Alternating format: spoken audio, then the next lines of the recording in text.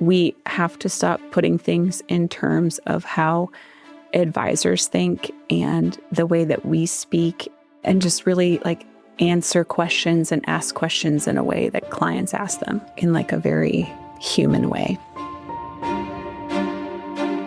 Widows leave their financial advisor at 3 times the rate of the average client, and most do it within the first year. Meanwhile, $54 trillion in interspousal wealth will transfer by 2048. 95+% of it to women who already outlive men by nearly 6 years. Most advisory practices were built around a single point of contact, usually the husband. When he dies, the relationship goes with him. That's not a client retention problem, it's a practice design problem. Today's guests are Lisa Jones and Katie Randall, 2 advisors at Prime Capital who have built their practices around the clients most of the industry loses. Let's get into it with Katie and Lisa. Lisa Jones and Katie Randall, thank you for being on Visionary Advisor. Thanks for having us. Thanks, Alex. I was at your advisor conference and I attended your session around women in wealth. I think I was one of only maybe a couple males in that session, but maybe there'll be more in there after this podcast. And you started with a stat that is 80% of men die married and 80% of women die single. And that just blew my hair back a little bit.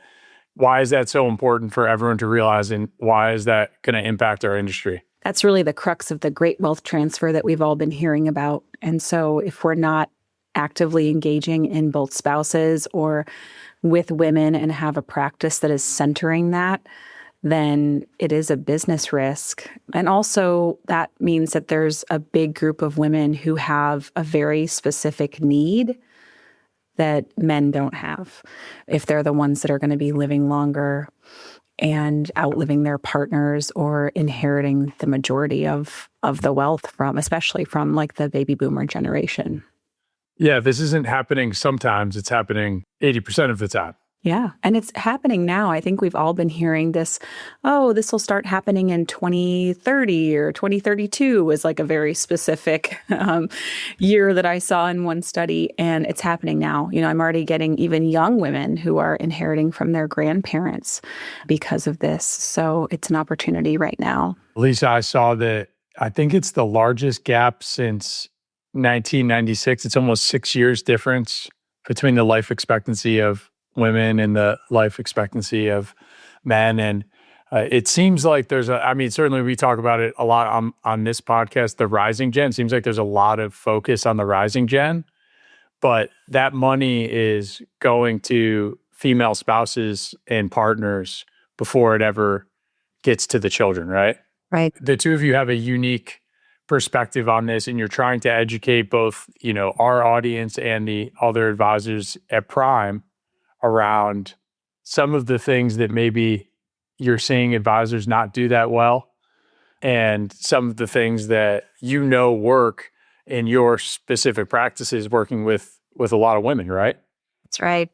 And we're finding that advisors are missing the mark.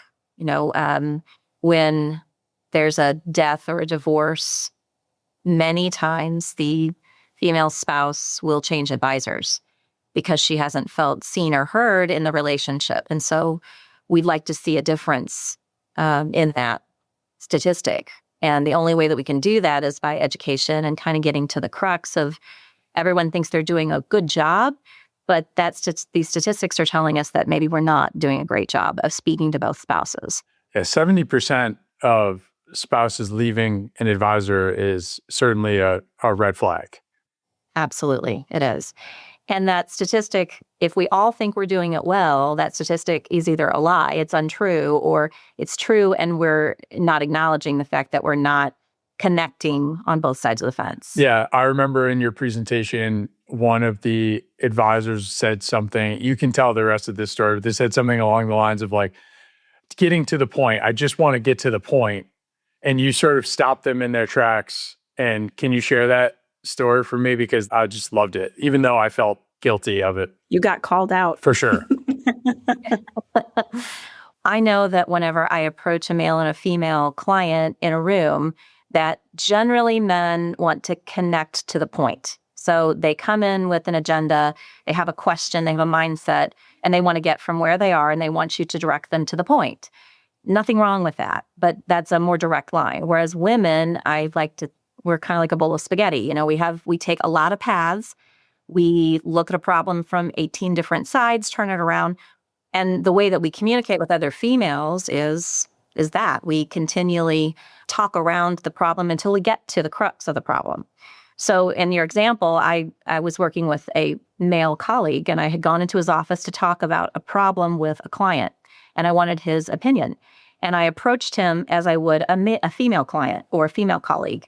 And I was talking around the problem and using a lot of language and a lot of extra information. And he finally said, "Lisa, you're flying the plane without the landing gear down. Can you please put the landing gear down and get to the point?"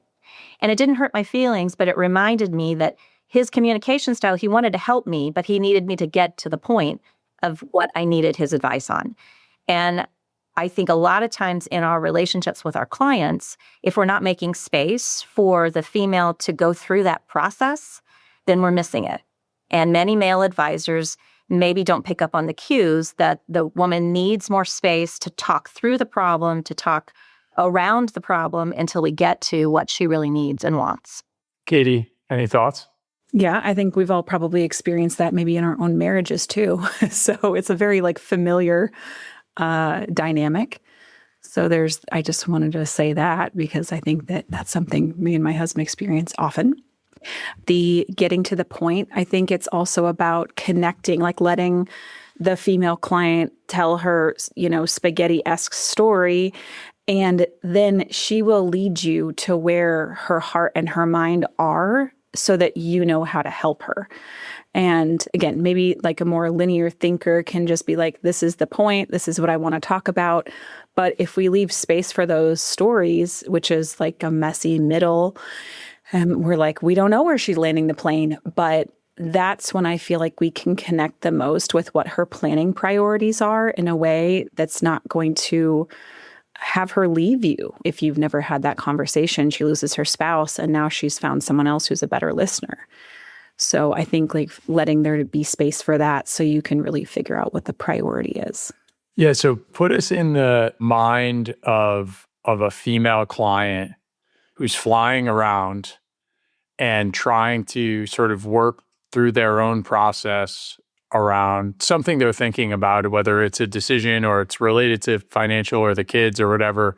And then they get that feeling that the advisor is telling them to land the plane, get the landing gear down, or maybe you're rambling. They wouldn't say you're rambling, but they're kind of saying it, right? So what does that feel like when you're told to land the plane? I mean, in the case of your colleague, Lisa, it sounds like you guys have an awesome working relationship and you can communicate, but what does that feel like from the female client side? Well, I would just say in the case of my colleague, we had trust built. Right. Right. I know that his ultimate goal is to help me. So I didn't take his comment in a negative light. And I think that's where we have to be with our clients too. We have to have enough trust in the bank in order to be able to say, hey, my time is short today. We'll need to, in a nice way, get to the point. If we haven't built that trust along the way and giving space to have those conversations, to know them and to understand what their fears are, what their desires are, what their needs are, then when something does come up, then there's not enough trust there to continue that relationship. It's easy to say goodbye. Yeah. I mean, I'm trying to, assuming I'm going to die at some point, I would like to die married. That was would like to stay married. And so after your session, I feel like it's helped me in my conversations with my spouse. As I think I shared with you, It's great. My wife works in healthcare. So she's coming home and she's talking about patients and she's talking about things that are going on.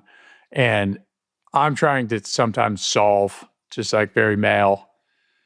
Oh, so let me solve this problem. Let me give you what I think we should do or whatever. And I've had to make actual, I've said to myself, okay, just get ready to listen here. There's nothing, you don't need to do anything here.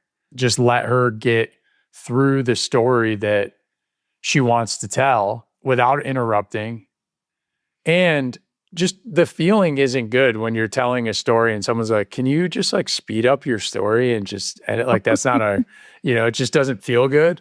But I feel like it's helped me. And so I don't know, like, do you feel like male advisors almost need to, until they get it down, proactively remind themselves? I would say absolutely, yeah. I would say two things. They could start, if they have a female in their office or access to a female advisor, they could do some joint meetings with a female advisor and watch how she interacts with a couple to maybe learn some pointers on how they might soften what it is they're trying to say. Also, I think females have had a lot of experience speaking with other females, with their mother, with their sister, with their daughter. And we're used to navigating those conversations, and we know how to guide the conversation down the path a little more adeptly. We just have more practice. So I think just listening to another female having those conversations would be very helpful. That's great. Katie, you told a story about helping a couple communicate. So now maybe let's shift to you're trying to work with, you're an advisor, maybe both partners or both spouses are still around. They're both your client, but you're trying to now proactively go in and make sure that you're getting both perspectives and involving both people, and you have a relationship with both spouses. And you told a story about an activity that you did that I thought was pretty cool. Yeah, there was this couple that would come in, and like a lot of couples, they had some money tension in their lives, and they only really got to air that out because they had young kids. Like, life is busy. You either talk about it with your spouse, usually after hours when you're exhausted, or they would talk about it in my office and bring all their kind of money issues that was happening in their marriage to my office. And they would just talk over each other constantly. And it started feeling really combative. And so one day when I knew they were coming in, I really didn't know where this was going, but I just grabbed this rock that I had sitting on my desk. Maybe my kid gave it to me, and I just brought it to our meeting. And I said, okay, husband, you get the floor while you have this rock in your hand, and you can say any and everything you need to. But once you turn it over, and so like, wife, you're listening during this time. Yeah. No interrupting. And then we're going to switch. And there's no interrupting. Like, so it was just honestly teaching my clients like how to actively listen to each other. That was probably the most like diffused conversation that we'd had together. And we were actually able to get to some of the root cause of that. Because let's be real. It wasn't in their cash needs analysis. It wasn't in their retirement analysis. It wasn't because we didn't have enough life insurance. It was the emotional stuff that they were dealing with in their marriage. And some people shy away from that because it's uncomfortable. But the more we can just like welcome that discomfort, the next time they come in, they know they're going to have like a more encouraging experience that we can build on. And hopefully they went home that night and, had a more diffused evening together instead of feeling just all this tension bottled up. I was just winging it, to be honest with you, but it was very effective. Yeah. So they responded well to it. And they're like, in future meetings, they're like, can we have the rock? Can we have the rock back? Maybe. Yeah. Maybe they need to break out the rock every once in a while. But I mean, don't we all? It's like, for sure. I think that we tend to, as planners, we're professional problem solvers. But first, we really have to be professional problem finders and asking any planner knows we have to ask way more questions than we have answers for. Back to the example of the wife being really heard in a meeting, and maybe the male advisor hasn't totally connected with her before, he might have to listen to like a long winding story. The instinct might be, well, I can solve this by just explaining to her if she's afraid, like how we allocate the money, or I can take her to this detailed cash flow analysis. I really love cash flow analysis. So that, who doesn't? is my jam. Yeah. But I'm also like, what would happen if you just waited and asked more questions, and then she'll tell you what it is. And maybe she just wants to tell you that she's feeling afraid. Yeah. We just don't know where it's going, but it's important to air all that stuff out. Yeah. I don't know if I want to say that like women are more emotionally intelligent than men. I don't really have like any data behind that. Just my personal experience. It feels like they might be, But I think it's interesting from the standpoint of you, one, winging it with the rock exercise takes some guts. And I don't know if a lot of advisors would have tried to do that, but you observed that the communication wasn't happening. I think for most couples, if they want to not communicate, they can just do that in their kitchen. That's like where a lot of marriages sort of just go to not really have a conversation, where you're not hearing each other and you're sort of sometimes behaving like kids and just doing all the stuff that you do when you're in a relationship. But to me, it's so cool that you could have an advisor in your life that is elevating your communication. It's not therapy, even though you might feel like you're playing some type of role like that. But to me, it's this independent third party who's just trying to elevate the way we're talking about and understanding the problem. And so my guess would be your clients felt pretty good leaving that session. Did you get any feedback? Yeah. And I could also just like see it, like, like the shoulders just like come down a little bit. Yeah. And like defenses come down. But Lisa was talking about this values exercise. It's like a card game. Lisa, did you want to talk about that? Because I think that really is a wonderful way to interact with clients too. We have some advisors in our office that are using it, and I went to a training, and I'd like to start using it in my practice just to kind of expand on what we've talked about here. But it's really just an exercise. It's a tool to get to the underlying value that you want. It's not what percent rate of return do you want from now until retirement. It's a really deeply what is important to you and how do we get there. So I think those conversations are incredibly important. And I love what Katie said about just the emotional vulnerability. That's something that I think advisors are missing. I've worked with a lot of male and female advisors through the years. Right now, I think in our industry, the statistics are still only 23% are female advisors in our industry. All of that's hopefully rising. I don't know if you have a more updated statistic, but I've worked with a number of on both sides of the fence. And the female advisors I've worked with, I think, give more emotional space. Emotional vulnerability is really important. Yeah, obviously Total Family believes in values. And I think like they just elevate communication. That to us is one of the things that they do better than most other things that we see.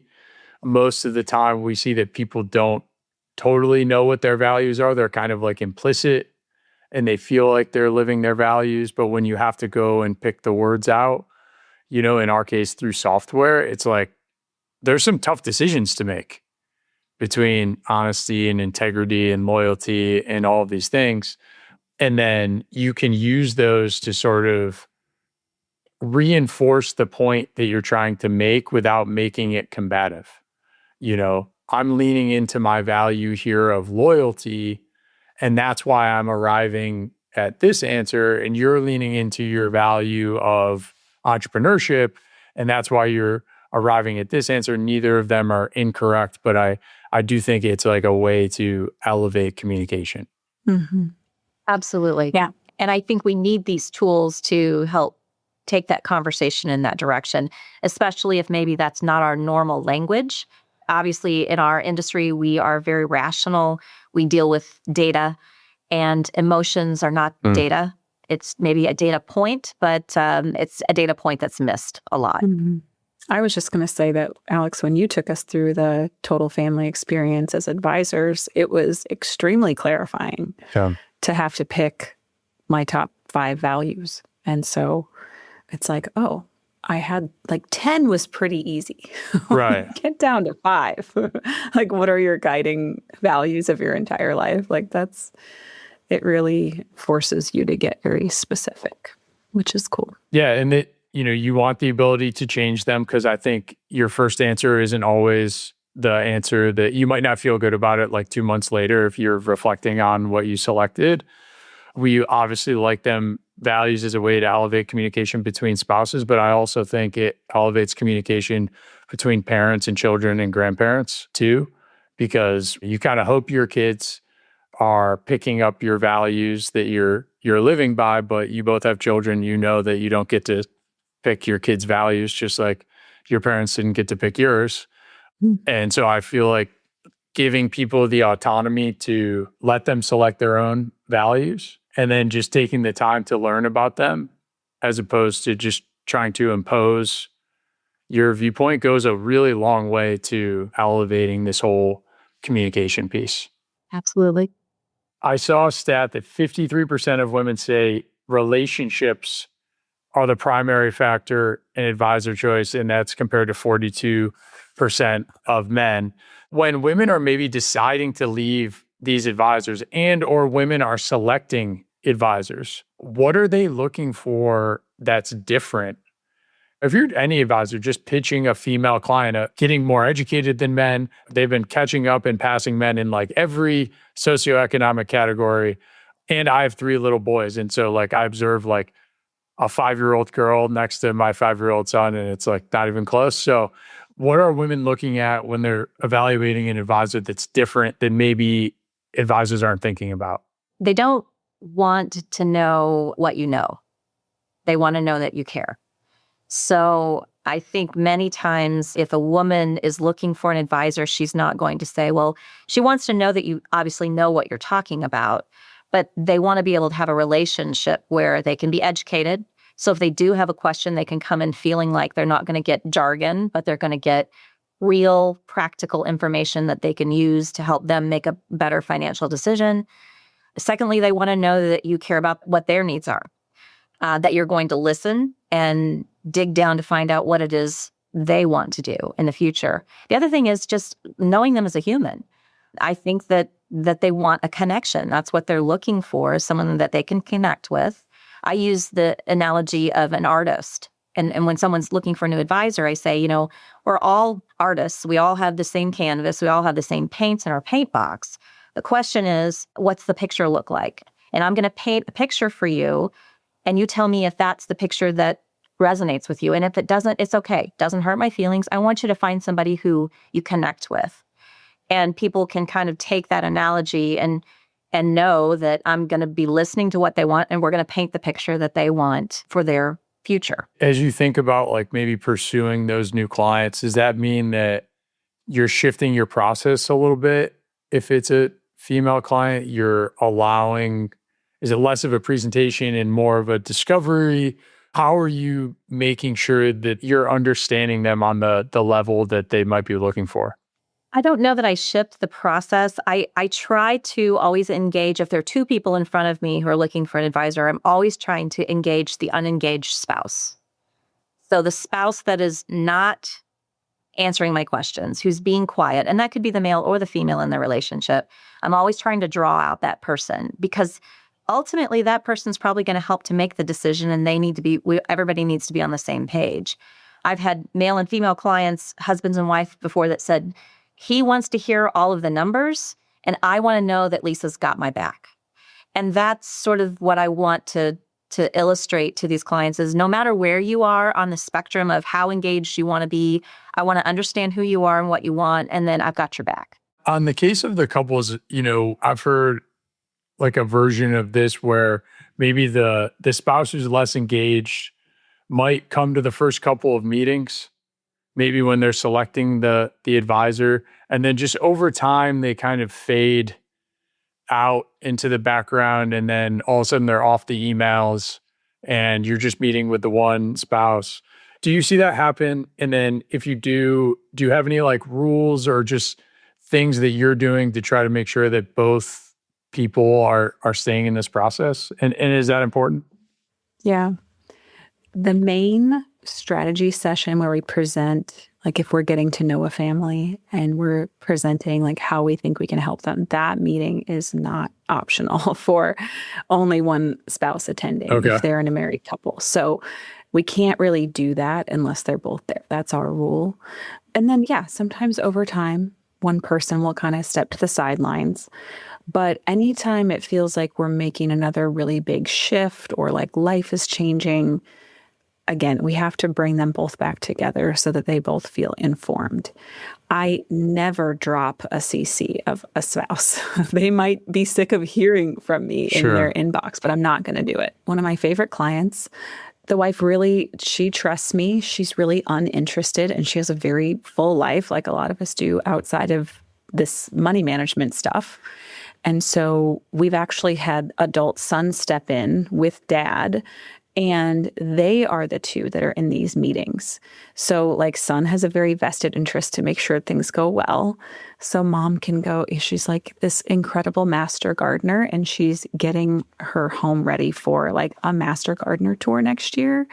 So that's really what she's doing. But I write her like handwritten notes, pop them in the mail, let her know I'm still here, always invite her, always keep her informed on every like communication. So for me, like those things are non-negotiable.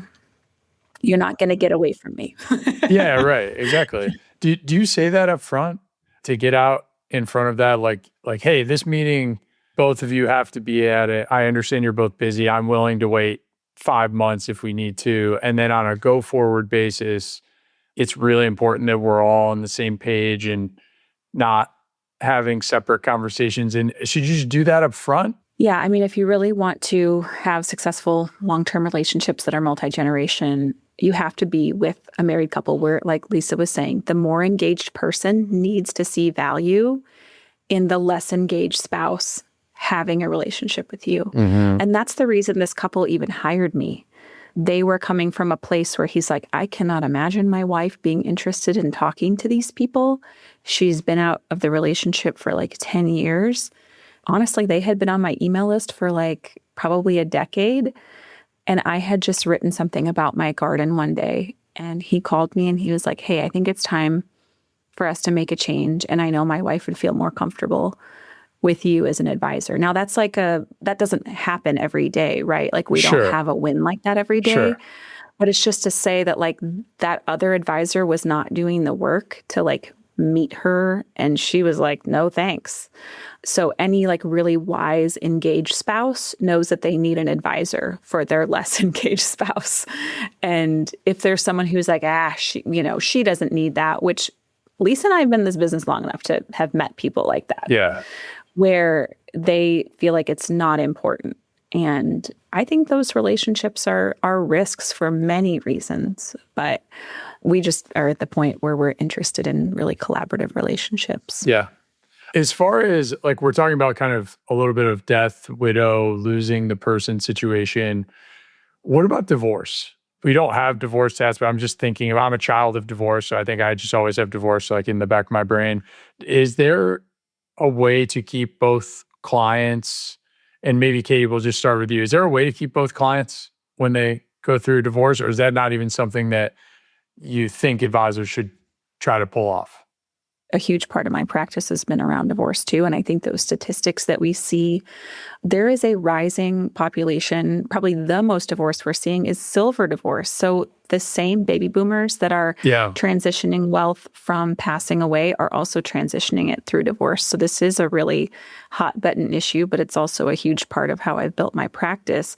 But every firm has a little bit different policy on whether you should or should not be helping the divorcing couple, but Lisa's done this really well. I saw something, it's like the divorce rate of people over 55 has 3x'd in the last 10 or 15 years or something like that. So would love to hear your thoughts here. Yeah, I remind women, by choice or by chance, you may be alone, in the future, whether you want to engage with your finances or not.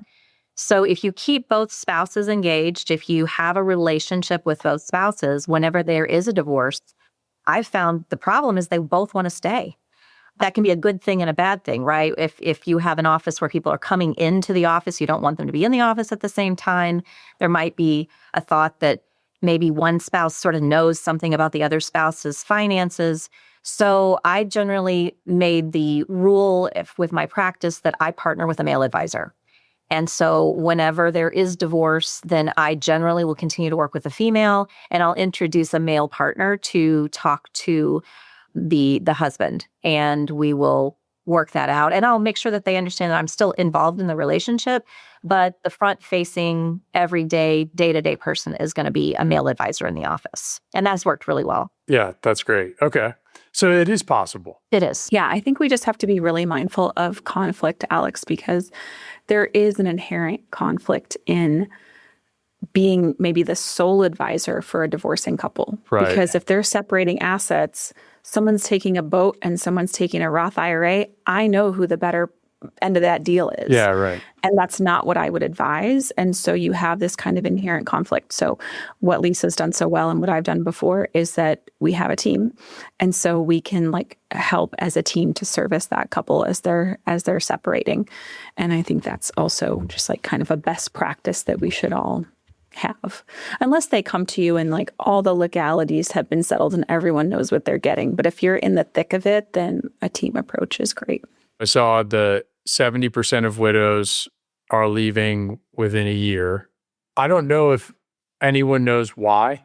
I think the general idea is that all the stuff that you did over the last 20 or 30 years, whether you didn't form the relationship or you're not hearing them or some of the stuff we're talking about, is what caused that. And that's certainly possible. But it's also possible that those months of transition, from when the spouse passes, the advisor is dropping the ball.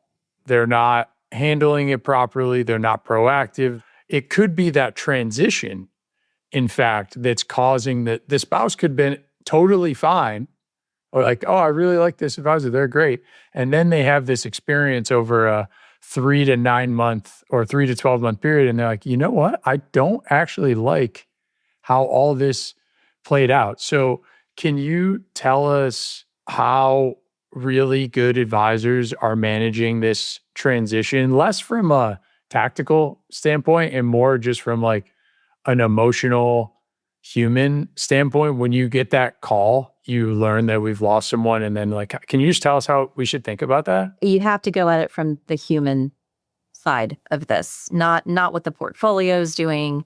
It really is sitting in the grief, because they're going to go through grief and disbelief and anger and the whole gamut of emotion. And there are advisors who just don't have time for that emotion.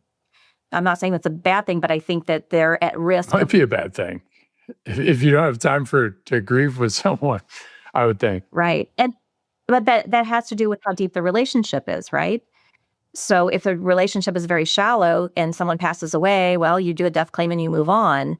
If you had a deep relationship with that person and you truly believe that, you know their family, you know their parents, you know their kids, you know everything about their life, you are going to grieve, and that you can't fake that. There's no shortcut to getting to that level of relationship. And so I think you're right. It could be that they're using a death as a reason just to make a change, to have something different.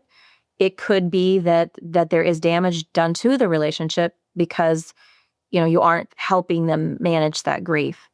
I'm always making sure that clients never make a decision within 1 year. I literally give them a full year to make a decision, because I think there's too many emotions where our judgment's clouded unless there's something that absolutely has to be done immediately. I want to give them space to make a decision and sit with them in that time. Tell me more about that. So you're saying, like, what's an example of someone says, okay, I want to make this decision, and then you're saying, hey, we don't have to make that right now? Like, what's an example of that? I'm going to sell the house immediately. Okay. I can't be in this house anymore. I got to sell the house immediately. I got to get rid of that car that they drove. I need to take this life insurance. I need you to invest it right now, so that it's this feeling of there's all of these financial decisions that have to be made. And I'm trying to slow them down to say, let's be very thoughtful about how we approach this and take time. And maybe another advisor might run and say, well, you got that big life insurance settlement. Let's get that invested. Let's get a product here. And this isn't the time for products. This is really the time for sitting with the grief. Man, I really like that. I like the idea of, if something happened to me and my wife is like feeling like she has to do all these things or trying to make really quick decisions, of someone just saying like, hey, we don't have to do this right now. I feel like that has to do a ton to make them feel like they're in really good hands, as opposed to, oh, hey, there's this cool product I can tell you about right now that, that's sort of like my worst nightmare, I think, if I'm thinking of like my own situation. Katie, any thoughts on that transition phase or that transition moment and how you've learned to navigate it with more of a human approach? One of the things that comes to mind is you can't be afraid of tears and like welcome those. And so just from like a really practical standpoint, it's like always have tissues in your office, regardless of whether you're helping a widow or a divorcee, but let them share all their feelings and do not push the tissue box over to them when they start crying. They can go get it themselves. But like when you're doing things like that, you're actually signaling like, they're there. Okay, you're done crying now. I'm uncomfortable. Please dry your eyes. And we think we're like helping them. But it can sometimes signal that like the crying portion of this segment is over. And so giving them their own space to do that. I had a woman, it was not a death, but it was a divorce. And that has a lot of emotions wrapped up in it as well. And Lisa and I have both experienced that ourselves. This woman was like physically shaking in my office because she was very nervous about speaking to an advisor about making these big decisions. And she was tearful. And it was just like letting that just be there is fine. And it shows that you can handle that. And I think that's like the seed of trust and emotional safety, so that if a year down the road or 6 months down the road or 18 months down the road, she's ready to sell her house or buy whatever product might actually be good for her, she trusts you. I'm so happy you said that story because we talked about that before. And it's like me pushing the tissues is me being uncomfortable with it. Right. And it's making them, what did you say? Like it makes them feel like this isn't the appropriate time for it, or it's over, like time to stop crying. Well, a lot of people, if you just bring it back to our childhood, like a lot of people were signaled by their parents or whatever, even if you pat them, either it was like, pat, pat, okay, crying, you're fine, go back to play, or drying their tears. It's like, kind of suck it up sort of thing. And so we can be like accidentally signaling that when we're actually trying to comfort. But to your point, Alex, it might actually be our own discomfort that we're trying to help. So we welcome tears. And Lisa has kind of a funny joke about tears in our office, but it's I think one takeaway from this is someone should cry once a week in your office. If you're not doing it right, if somebody's not crying in your office. A lot of the men that I work with say, what are you doing to these people in your office? They're crying. And it's men and women. It's not just women. Men do feel vulnerable. And when you get down deep and you're talking about goals and what, money and emotion is connected, it's really about what the money can do for you. It's what it can achieve. It's what it can do for your family. It's what, the dreams that you can realize with using this money. And when you get to that point and people feel emotionally safe in order to have tears, men or women, it does create a connection. And I think that connection can sustain bad markets, and it can sustain if you change broker dealers or you change RIAs. I mean, that's why relationships stick. And if you're not going to a level or creating space in your calendar so that you can have these types of conversations with people, then you're missing the point, and you can go deeper with these clients, and they are sticky. They will stay around. Yeah, I mean, I couldn't agree more here. I probably cried too much. I have no idea. Like it sort of just started when I had kids. And I think I'll do it. Right. I mean, I think I'm not like I'm not going to cry after this podcast, but like maybe I will. But I feel like whether it's a movie or you're thinking about your kids, not anything bad, like that you're proud of them or that you worked really, the money and the meaning to me, when people are thinking about this stuff and they're thinking about selling their company, they're thinking about like the people that helped them do it and all the blood, sweat, and tears and all the things they sacrificed and all that stuff. Or they're thinking about their grandparents or their parents or the people who can't be here and all, there's just emotion in that stuff. And, at a time when AI is like on a rampage for all the things that we're doing, if you're an advisor who can't be a human with another human, To me, that's going to be a problem for what people are looking for in their advisors going forward. Yeah, just a little AI tidbit, Alex. One of the things I just heard, I think yesterday on a Kidsies podcast, was that Jump AI, which is a software that we not only use as a firm, but many advisors are implementing now to help us with note taking and tasking and staying on track and getting our CRM really up to date. They track the ratio of talking versus listening in meetings. Most advisors will say like, hey, we're the advisor that really listens. And that's kind of what Lisa and I have been talking about, right?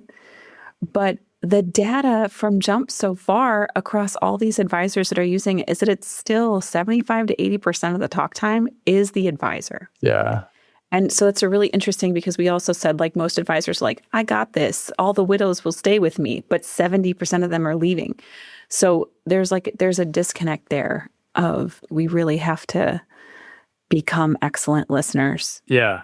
That conversational intelligence stuff is so fascinating. And you have to make a concerted effort, I think, for most advisors and or salespeople to ask questions, to dig deeper. You know, someone asks you something and you're just like, oh, I know exactly what they mean. I'll just give them a 23-minute answer about this instead of just saying like, can you tell me why you're asking that? Or like, what's behind that? Or why are you thinking that right now? Just like some of those tools are really, really important. So do you see like both firm data and data across industry and then individual data? Yeah. So this software is specific to just financial advisors. Yep. And he was referencing sort of the global data from all Jump users was saying that. So it's like all financial advisors on average are talking too much. I completely hear you on like in a sea of AI slop, like we really have to go all in on the human elements. It's like sitting in front of our computers all day, it's like I go home and I remind myself like my kid's hand in my hand, that is what's real. For sure. Right? And that's what matters to our clients. Yeah. Not all of these, like if the efficiency frontier and like all this stuff. Right. It's like no client. Maybe that's one of the takeaways is like we have to stop putting things in terms of how advisors think and the way that we speak and just really like answer questions and ask questions in a way that the clients ask them in like a very human way. Yeah, I remember my wife and I, before we had our first child, did some fertility stuff, and there was like a fertility doctor that was talking to us, and I had no idea what he was saying. You know, he was using all the big words and all the stuff that, like we're, at the time in our late 20s going through it. My wife knew more than I did, but like at the end, I sort of, I felt like really dumb, and I'm sure he wasn't trying to make me feel dumb. But if you're trying to assert yourself, like, look how smart I am and I know about all the financial things, it can backfire, right? Yeah. Where you're like, I don't know what you're saying. And now I feel dumb and I don't want to be in a room with you anymore. Can you just talk to me like what this means a little bit? I want to ask you just one question to end it here. At Total Family, we've observed that women seem to understand the importance of legacy faster and in a different way than men.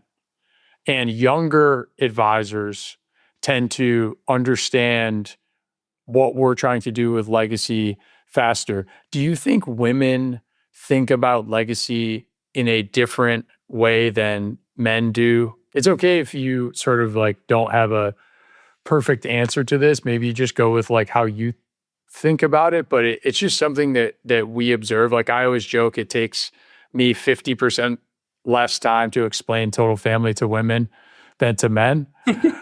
That's funny. Any thoughts? Yeah. I mean, the first thing that comes to mind is my kids are still young. They're all under 9. I have 3 under 9 years old. And one of the things that's gotten me really excited lately is thinking about my daughters being mothers. Okay, they're 3. So I'm a little early to that thought process. And my husband's like, slow down. But it gets me really excited, like thinking about like being the grandma and what kind of grandma do I want to be when my daughters are like postpartum and like supporting, and my son too. But I don't know why, since I've had daughters, that's been really exciting. They're not even 4 yet, right? So I think that I just relate to your comment. I don't know if that's true of any other woman in this entire world, but I do think that there's something about maybe even just like the physiological process of like gestating a human and keeping them alive connects us more to that. But I do find that in a planning sense, that has been true, just like the data. I don't really have any data for you, but just like anecdotally, that is what I've seen. I was telling Lisa about one of my favorite clients, we'll call her Mary. I just like totally lit up her world recently when we were talking about customizing her portfolio to be a reflection of her values. So we've done a lot of proactive giving to her kids and grandkids. We focused on big Roth conversions to focus on, but for some reason, this like values overlay to her portfolio, I mean, just lit her up. So I think that connection is so important. And I hope, she's a client for life because of that. The values-based investing, I feel like, is really getting transformed. Going back a few years, it was like, okay, we're not going to buy tobacco stocks, basically, is what everyone meant. Now it's getting more customized. And to your point, you can, anytime you're pushing capital out, whether it's donating it, investing it, or just buying stuff, I feel like people are really supporting the companies that they know are doing good work that align with their values, whether it's the restaurant they go to or the airline they fly on or whatever it is. So I think like tying that back into the values piece, like I love hearing that people are really leaning into that. Lisa, what do you think about how women process legacy different than men? I would say that most women I talk to know that their family is their legacy. I have 2 daughters, one age 25 and one 30, and they are my legacy. They're having my grandchildren who are, again, extending my legacy. So I know that for the over 50 demographic, which I identify with, we talk more about legacy in those meetings. Even being with my friends, we talk about legacy and we talk about what we're going to leave behind, and the end is closer than it's ever been. For me, in this industry, I actually just brought my oldest daughter into our office. She became an advisor late last year, and she is in our associate advisor program. I got to meet her. It was wonderful. She's doing great. She's learning from, I think, the best advisors in the area here in our office, and Katie is one of them, and she's bringing something new to it. But that is a legacy, and it gives me comfort knowing that there will be someone who does share my values. For the most part, she and I align very, very similarly. We'll be able to continue to carry this work that I've done for the last 32 years. And I won't leave these clients who I love high and dry whenever I do start to step back some of my working hours. So it's an exciting time for sure. That's cool. And it's so cool that you get to work with your daughter. None of our clients would be happy if I brought in any of my 3 boys at this point. It would be a huge red flag. But the thought of just like any of these little people running around my house, being in an office with them, and then like seeing them do good work, and like that must be a very cool experience for you. It absolutely is. The biggest problem we have is whether she calls me mom or Lisa. Yeah. What did you decide? Most of the time it's Lisa in front of others, but it's mom when and I've had a few eye rolls, I have to say. It's not a perfect science just yet, but we're loving every minute of it and learning how to move forward. It's been a good experience. That's cool. And it's like you're leading by example too, because who doesn't want, a great relationship with their adult children? Yeah. And so I think like that says a ton about your own relationship when you're talking to their clients about their relationships with their children.